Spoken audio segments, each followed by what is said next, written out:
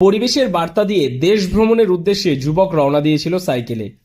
415 দিনের মাথায় ফিরে আসতে হলো প্রায় পায়ে হেঁটেই। নদিয়ার শান্তিপুর শহরের 22 নম্বর ওয়ার্ডের নবীনপল্লীর বাসিন্দা রাজীব কুমার রায় 2023 সালে গোটা ভারতবর্ষ ভ্রমণের জন্য নিজের সাইকেল নিয়ে বের হয় সে তার বাড়ি থেকে।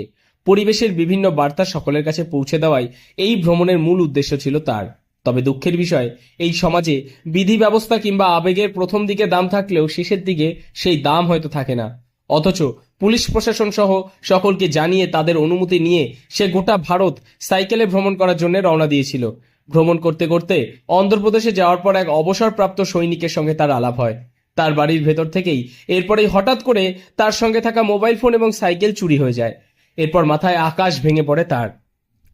আমি সম্পূর্ণ ভারত ভ্রমণ করতে পেরেছিলাম 12-14 দিন চারধাম যাত্রা। আর আমার একটা ম্যাচেস ছিল সেফটি সেভ ওয়াটার, এই সম্পূর্ণ ভারত যাত্রা করা সাইকেলে। তো টোটালি আমি 17টা রাজ্য কভার করেছি তোমার সাইকেল চালিয়ে। তো 17 রাজ্য কভার করেছি, তোমার 16,192 কিলোমিটার সাইকেলিং করেছি। তার মধ্যে অনেক কিছু দেখেছি, শুনেছি, কিন্তু কিছু জায়গায় এসে সব কিছু স্টপ হয়ে যায়। তো একই দিনে আমার ফোন চুরি হয়ে যায়, প্লাস সাইকেলটা চুরি হয়ে যায়। তো পুলিশের কাছে গেছি, সব কিছু আমার বলে এসে সব দেখছে, ওরা আমার সাথে কন্ট্যাক্টও আছে, পুলিশের সঙ্গে কন্ট্যাক্টও আছে। তো অবশ্যই কিছু একটা করবে।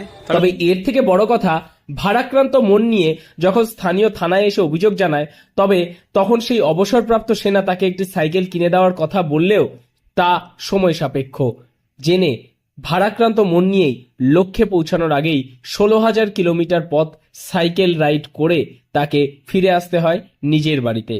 যদিও তার ভারত ভ্রমণের প্রায় অর্ধেকের বেশি সম্পন্ন হয়ে গিয়েছিল, কিন্তু সাইকেল চুরি হওয়ার পর কিছুটা ট্রেনে ভ্রমণ এবং শেষমেশ পায়ে হেঁটেই বাড়ি ফিরছে ওই যুবক। নদিয়ার ফুলিয়ায় একটি রাইড সংস্থা তাকে পাশে থাকার যদিও আশ্বাস দিয়েছে। খারাপ অভিজ্ঞতা বলতে আমাদের আজ পর্যন্ত হয়নি। ওর যেটা হয়েছে তারপরে ওর সাথে আমার যোগাযোগ হয়েছে, আমাদের বিকে বাইসাইকেল কিক আমাদের গ্রুপের নাম, সেখানে ওকে ডাকা হয়েছিল বা ওর সাথে কন্টিনিউ কথা হচ্ছে। ও যখন জানতে পারলাম যে ওর সাইকেলটা চুরি হয়েছে, সেটা আমাদের কাছে একটা খুব খারাপ লেগেছিল ব্যাপারটা।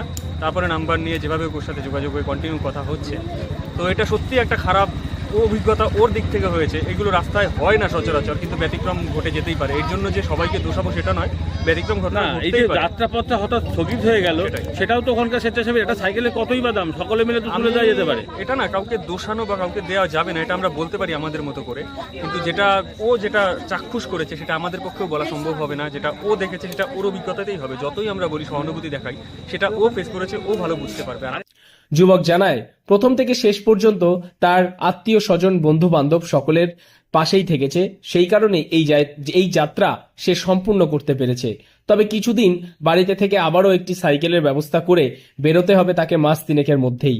যাওয়ার দিনের মতোই এলাকার মানুষের উচ্ছ্বাস ধরা পড়ে। এদিনও রীতিমতো ব্যান্ড পার্টি বাজনা, গলায় জয়মাল্য পরিয়ে সংবর্ধনা দিয়ে বাড়ি ফেরালো ওই যুবককে প্রতিবেশীরা। নদিয়া থেকে মৈনাক দেবনাথের রিপোর্ট, লোকাল 18 বাংলা।